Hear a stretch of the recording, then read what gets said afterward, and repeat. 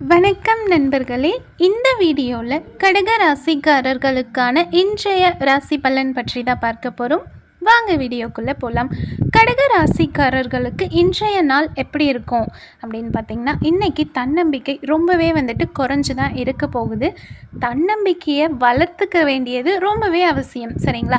இன்றைக்கி எந்த ஒரு விஷயத்தை செய்யும் போதும் நீங்கள் தன்னம்பிக்கையோடு செஞ்சால் அந்த வேலையும் சரி, அந்த விஷயமும் சரி ரொம்பவே ஈஸியாக இருக்கும். நீங்கள் தன்னம்பிக்கையை விட்டுட்டால் கண்டிப்பாக அது உங்களுக்கு ரொம்பவே கஷ்டமான ஒரு வேலையாக தான் அமையும். ஸோ முடிஞ்ச வரைக்கும் தன்னம்பிக்கையோடு இருங்க.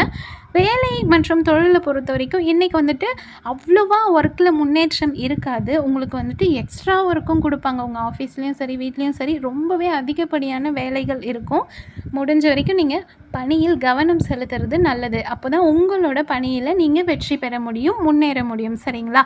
அடுத்ததாக குடும்ப வாழ்க்கையை பொறுத்த வரைக்கும் இன்றைக்கி உங்கள் லைஃப் பார்ட்னர்கிட்ட, அதாவது உங்கள் கணவனோ இல்லை மனைவிக்கிட்டேயோ நீங்கள் பேசும்போதும் பழகும்போதும் ரொம்பவே சந்தோஷமாக உங்களோட அன்பை வெளிப்படுத்துகிற விதமாக தான் இருப்பீங்க. அது அவங்களுக்கு உங்கள் மேலே இருக்க அன்பையும் சரி, புரிதலையும் சரி அதிகப்படுத்தும். அதன் மூலயமா உங்களோட குடும்ப வாழ்க்கை இன்னுமே சந்தோஷம் நிறைஞ்சு இருக்கும். அடுத்ததாக பணம் மற்றும் நிதி நிலைமை எப்படி இருக்கும்னு பார்த்திங்கன்னா, இன்றைக்கி நிதி நிலைமை ரொம்ப சிறப்பாக இருக்காது. பணவரவு எப்பவும் போல் இருக்க போகுது. தேவையற்ற செலவுகளை கம்மி பண்ணிக்கிட்டு தேவையான செலவை மட்டும் செஞ்சு சேமிப்பை உயர்த்த பாருங்கள், ஓகேங்களா? ஆரோக்கியத்தை பொறுத்த வரைக்கும் இன்றைக்கி நீங்கள் கொஞ்சம் தன்னம்பிக்கை இழந்து இருப்பீங்க இல்லையா? அதனால் உங்கள் மனசுக்குள்ளே ஏதோ ஒரு விதமான பதட்டம் இல்லை மன உளைச்சல்னு கூட சொல்லலாம். அந்த மாதிரி ஒரு விதமான ஃபீலிங் இருக்கும். அதை நீங்கள் ஈஸியாக உங்களோட ஃபேவரட்டான விஷயங்கள் லைக் சாங் கேட்குறது, இல்லாட்டி உங்களோட ஃபேவரட் பொழுதுபோக்கு விஷயங்களை செய்கிறது மூலயமா இந்த மன உளைச்சலையும் சரி, பதட்டத்தையும் சரி குறைச்சிடலாம்.